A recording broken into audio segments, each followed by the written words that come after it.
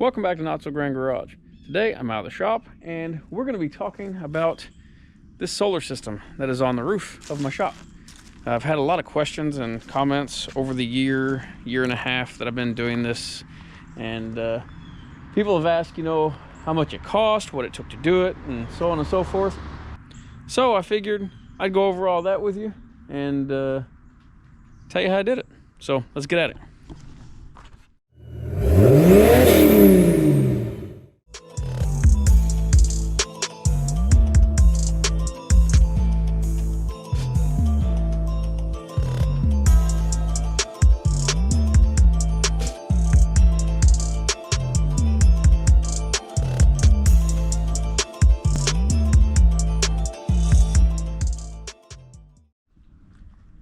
The array itself is a little over 10,000 watt.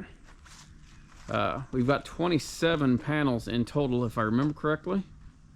They are all mounted on Iron Ridge racking, which is a really nice racking system. It's got all the mounting hardware and everything for it. Integrates the grounds for the panels.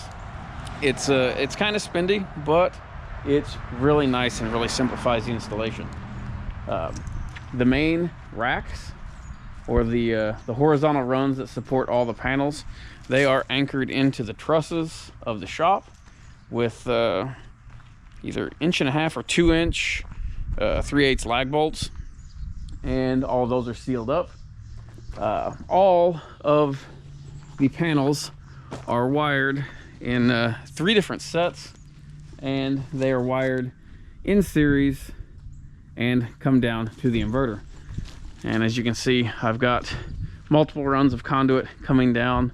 One run of that is ground for the racking, and the other 2 are the main power coming in from the panels themselves. Inside the shop here, conduit continues all the way over to our Sunny Boy 7800 watt inverter. And this is a grid tied setup, so as power comes in, it back feeds to the meter. So as we're not using power in the house, it runs the meter backwards, and as we use more power than we're producing, it runs the meter forwards, so on and so forth. Power is back fed out of the inverter up through this disconnect right here, which is a 40 amp breaker, and then fed into the panel. And inside the panel, I'm using parallel taps on the mains, and yeah, it's worked great. This system has been up and running for I want to say 6 or 7 years now. The savings that this has produced basically paid for the entire installation in 4 years' time. Now, I did the installation myself. My brother and a couple friends helped me set all the panels on the roof and set up the racking. I did all the wiring and all of the paperwork side of things, which wasn't really bad. Here, where we're at, as far as requirements for permits and such, we're really laid back, so that wasn't a big deal. I did have to get it inspected before the power company would put the new meter in. It passed a full inspection without any issues. So as far as cost, actual component cost, like the inverter, the racking, all the hardware, the solar PV wiring, shipping to get it here, shipping insurance, all came in around $9,800. So if you do the math on that, that's under $1 a watt, and I didn't have any cost in doing the installation. So instead of what most outfits charge, $3.50, $4 a watt installed, we put this in for under $1 a watt, and it paid for itself, like I said, in 4 years' time. And ever since then, it's all been just gravy for us. Have not had any failures, any issues out of anything. The heart of the system, that Sunny Boy inverter, it is really nice. It's connected to the internet. It lets you track. You can track everything: production problems, communication issues, anything like that. You can track all of that online. I believe there's an app for it too. It's been a while since I've messed with it. I used to watch it all the time, but anymore I just don't worry about it.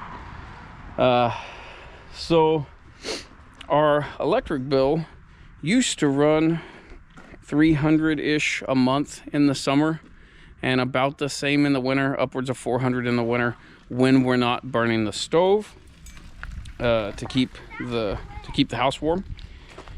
And now, on average, I did not zero out my electric bills. On average now, in the summer, we run about $30 to $50 a month. In the winter, it's about $160, $170 a month now, which is a huge difference. But yeah, we're going to be upgrading, I think. In the future, I want to add some battery storage to this system. So more than likely, I'm going to be installing a completely separate system on the house. Now, this feeds our main panel, which is over by the house. It's the meter base, a 400 amp meter base and main panel, which powers everything on the property, the house and everything. So this isn't just feeding power for the shop, it's feeding power for everything here. But yeah, let me see here. Paperwork wise, it wasn't bad. It's really going to depend on your power company and the current revision of the National Electric Code that you are on. I spent 2 months or so studying the NEC for the schedule that we were on at the time of installation, just to make sure that I did everything by the book and that it would pass inspection on the first go around. I wouldn't have to change anything. So yeah, I didn't have any issues. It's not as difficult as most places would have you think. If you are good with your hands and good with tools and can read, you can pretty well do this. But yeah, the hardest part of the whole setup, when looking back as far as paperwork and all the stuff is concerned, the hardest part about it was getting the racking and the panels up on the roof. Everything else was simple. The electrical side was very simple. The paperwork and with both the county and the power company were very simple, which, I mean, maybe we're lucky with that. I know some outfits have a bunch of hoops you have to jump through. Ours did have some. We had to provide basically full details of everything we were going to do up front. I had to give them, I had to draw up a schematic of how everything was going to be laid out, how much power this system could produce, and basically give that all to them up front before they could approve it. So I did that before ordering anything. And once they gave me the go-ahead, got everything ordered, which I ordered all of my stuff from a company called Renvu. That's RENVU.com. They are an outfit that deals in, I'm assuming, overstock. They are dealers for like SMA, which is Sunny Boy, and several other big outfits. But as far as panels go, I think they get them overstock, basically. And that's what gets us these panels. I think they were 46 or 48 cents per watt. But yeah, great company to deal with. They shipped out quick, and we had everything within a week's time. And they were great to deal with. If I had any questions, I hit them up. They answered everything pretty quickly. I'm not sponsored by them. I'm not an associate or what have you of theirs. That's just who I was dealing with, and I was really happy with them. They were the best prices that I found as well.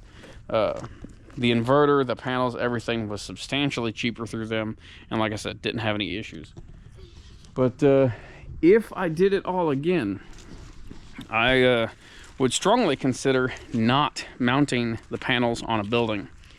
And why, you might ask? Well, it is nice for not having a ground mount set up, taking up space. But if you notice, they're not exactly clean. They are covered in mold and pollen and stuff from the trees and everything else, and the stuff from the rain.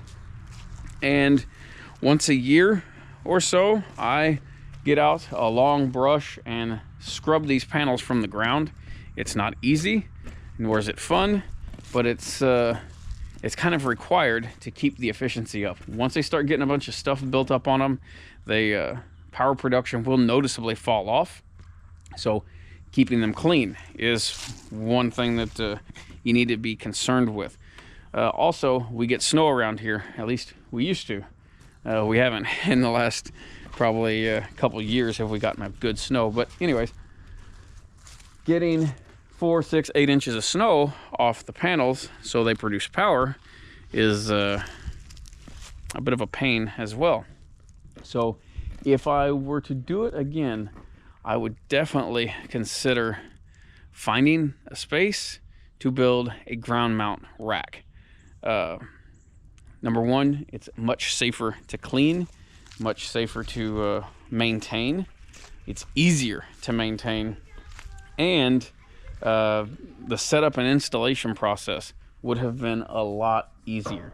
As you can tell, there's not much as far as walking space around these racks, and it was very interesting not falling off the top of the building. That's another thing. Fire code is another thing you will need to look into. Me installing them on an outbuilding eliminated a lot of the potential issues there. Like, as you can tell, I don't have much setback from the edge of the roof. I don't have hardly any setback from the peak. And if you're going on a residential structure like a house, there are rules that apply. You have to leave fire access to the peak of the roof, around the edges of the roof and everything. There's also different rules that apply as far as shutdown devices to shut down the array in case of an emergency. So if you have a fire or something along those lines, when first responders show up, the first thing they're going to do is kill power so they don't get electrocuted while spraying everything down with water. So access to emergency shutdowns and disconnects and all of that is important when you're on a residential structure. In an outbuilding like this, and here in my area, I didn't have to worry about all that. They approved my installation without any issues. I don't have any external disconnects outside the building. So yeah, it really simplified the installation as far as that goes.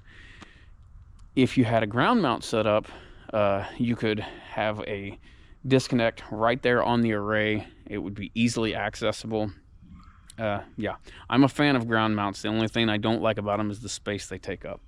But yeah, when we expand the system, I'm probably going to go with ground mounted panels. I haven't decided yet. It's either going to be that or it's going to be on the roof of the house, but I don't know. I would like to double the size of the system and put in a fairly large battery bank as well.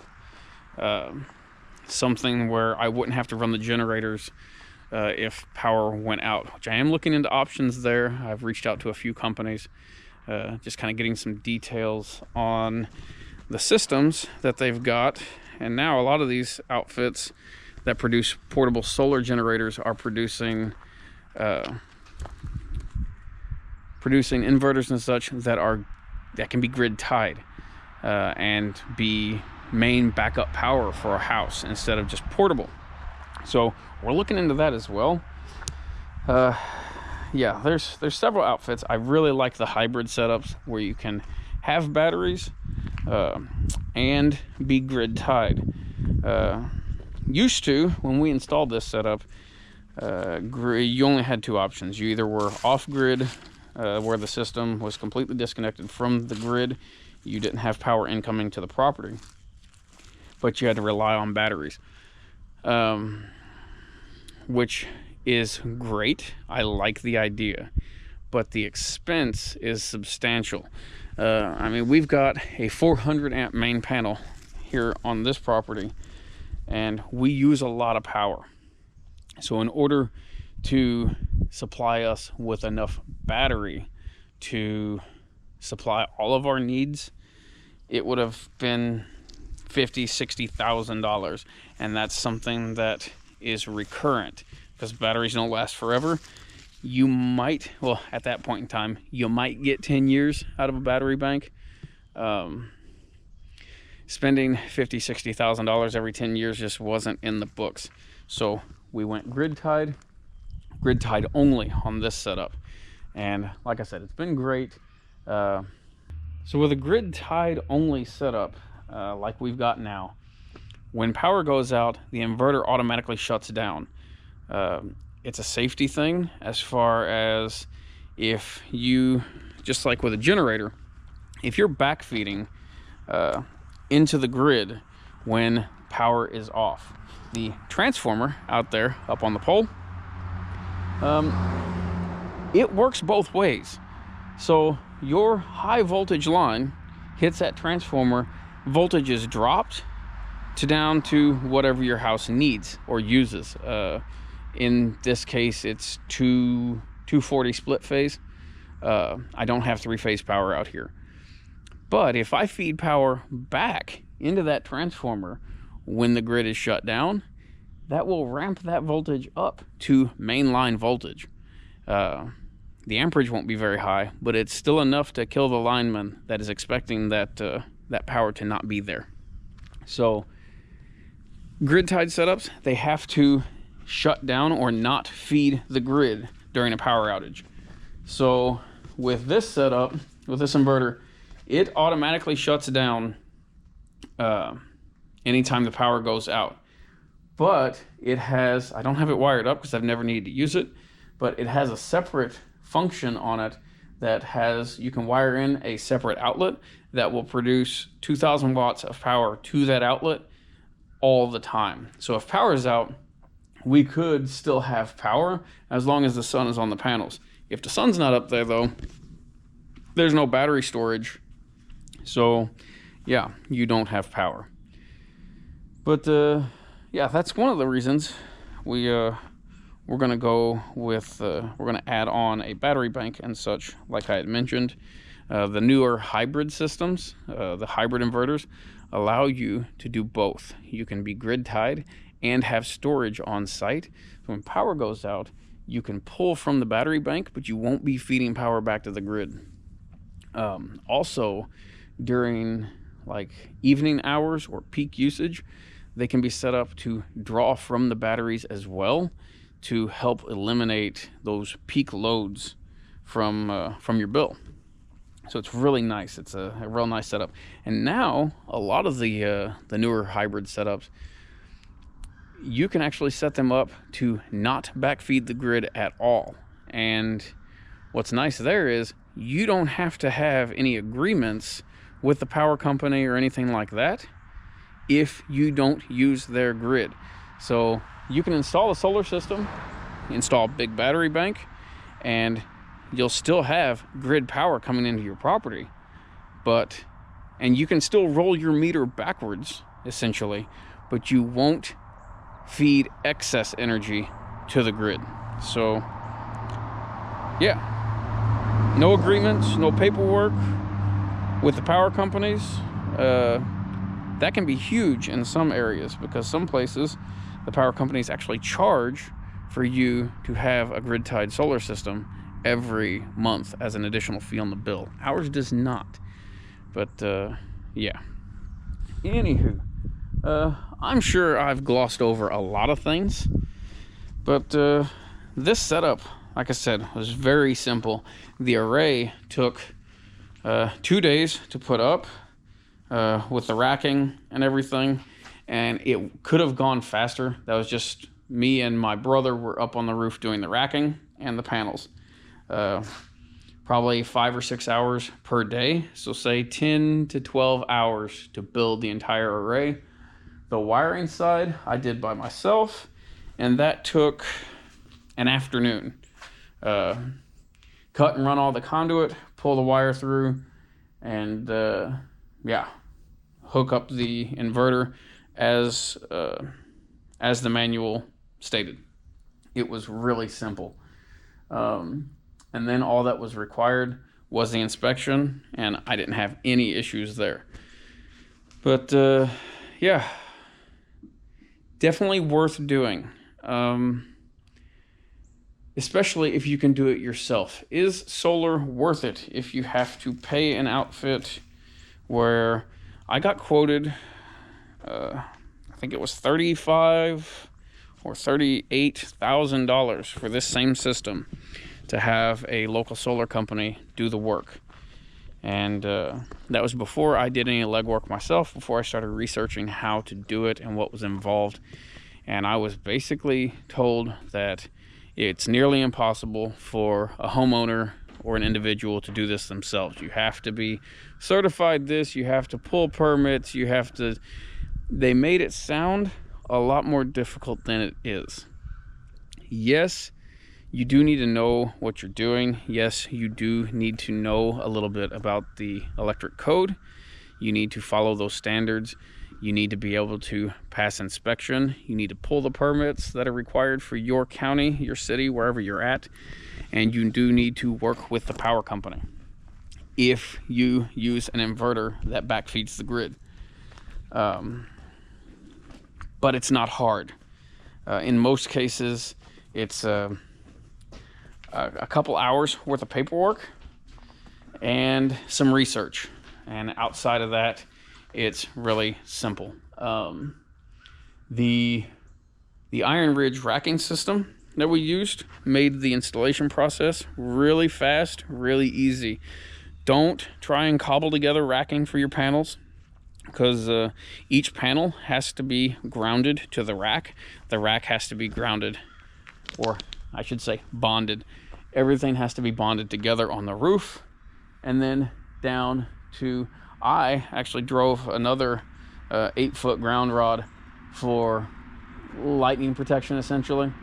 Everything is bonded together with the main ground for the building. Grounding is very important on all of this. That was the most complicated part of the wiring side, was figuring out the grounding basics and what was required. And it took a lot of research. Mike Holt Forum was really helpful there. I found a couple guys that were willing to, point me in the right direction, but not tell me how to do it, if that makes sense.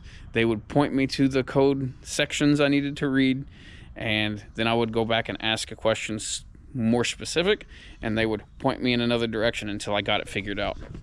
It took some time, but that's just part of it, and that's part of saving $20,000 doing it yourself. But yeah. Anywho, this video is long-winded, a lot of talking, I know, but I wanted to cover as much as I could, as much of the questions that I've had over the last year in the comment sections. I wanted to try and answer all of them. Very much worth it. Yes, I would make some changes if I did it again. I wouldn't have the panels on the roof if I did it again. But that's probably the only thing I would change. But yeah, I'm going to wrap this one up here. If you've got any comments, questions, drop them in the comment section below. I'll try to answer them. If there's anything real specific or that I can go into detail-wise, if you want more detail on the electrical side or what have you, ask, and I will try to put a video together on it when I've got time. Yeah, with that said, if you want to support the channel, there's a PayPal account set up. Link to that's in the video description. You can hit up the websites, www.notsograndgarage.com. We got our merch, black diesel gear, you know the deal. If you would, hit that thumbs up button. Helps us out quite a bit and doesn't cost you anything. If you haven't already, please subscribe. We appreciate you watching.